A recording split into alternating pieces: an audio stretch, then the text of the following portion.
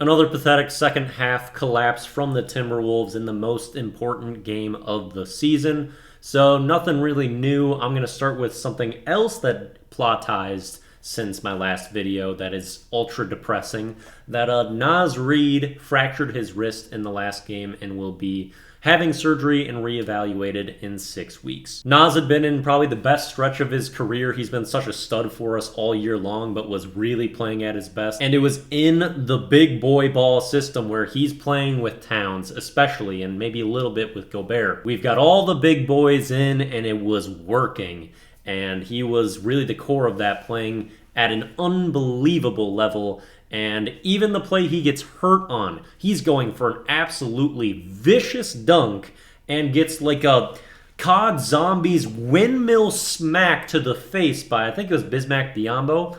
He hits him with each hand straight to the face while Naz is up in the air trying to throw it down. He really tries to punch it in at the end, hits his wrist there, and then also tries to catch himself and hits the wrist while trying to land. So multiple impacts on that play, and I'm not really sure which hit did it and really fractured his wrist, but he was in pain instantly. You could tell something was wrong there. Would still shoot the free throws and stay in a couple minutes after that game, but it certainly looked like something wasn't right. By the way, that play was not reviewed for a flagrant. Yeah, just the windmill smacks to the face of Naz. Didn't even get reviewed for a flagrant or anything because he's a Minnesota big man. So, like, you're never going to get anything like that. It's open season against those guys, and that's why Rudy and Finch got some fines coming their way because they say how it is. Yeah, that's just fucking dumb. So super bummed to not have Naz Reid. It's going to really detract from this team's capability to do anything this year.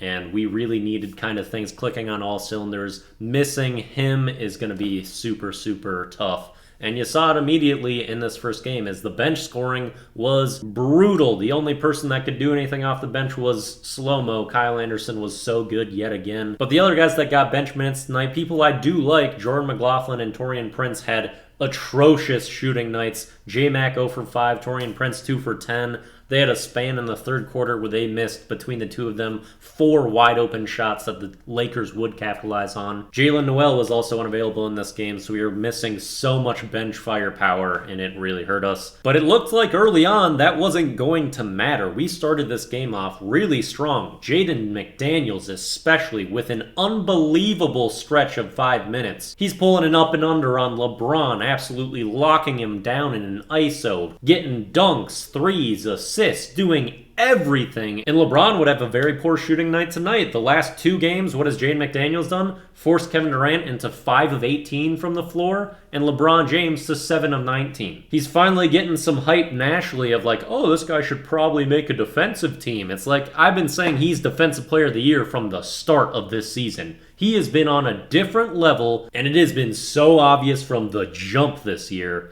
He absolutely deserves the recognition. I don't hear anyone going as far as Defensive Player of the Year outside of Minnesota, but that's just because no one's plugged into this team, because he is special. Conley and Gobert in that first half also played masterful games. They were so good. And we really needed those performances because Towns' performances have been up and down. He would have a decent night tonight, but wasn't consistent. But Anthony Edwards, still having a bit of an illness, was just never even close to productive tonight. 4 of 16 shooting. He played that entire first quarter, only had 1 point, and he could never find his okay dance in this game and really struggled. Couldn't get anything from him. Which was okay in the first half because we ran everything through Conley and did primarily Conley-Gobert pick and rolls. Everyone was getting involved. Second half, it felt like we tried to integrate our stars a lot more and lean on Cat and Ant ISOs, especially in that third, which would be disastrous for the Timberwolves. We would lead by 13 early in the quarter and ended losing it by 7. So minus 20 over that span, minus 17 overall. The key point in that stretch is Anthony Davis turning his ankle and is just laying on the floor as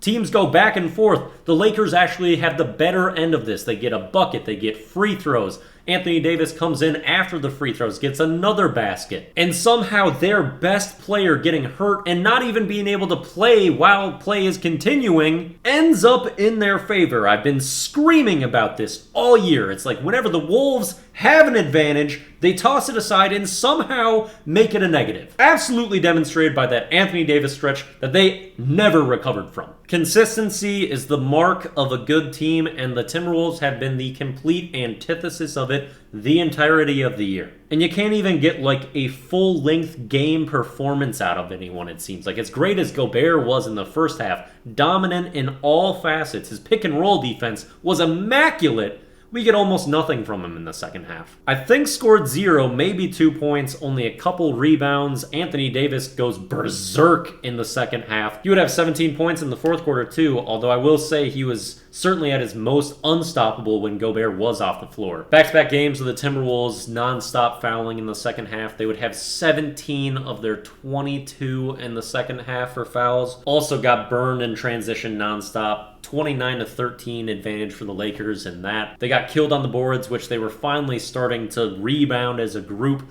especially running all those bigs. Then back-to-back nights of giving up 15 offensive rebounds and would have 14 fewer rebounds than the Lakers tonight. Very frustrating game to put the Wolves back at 500, now in the 9 seed after being in the 7 seed previously. Lakers move 1 game ahead of them in the loss column, and it's, that sucked. So much to like about this team, but you just can't trust them. They really love torturing the home Sapirs too. It's their favorite.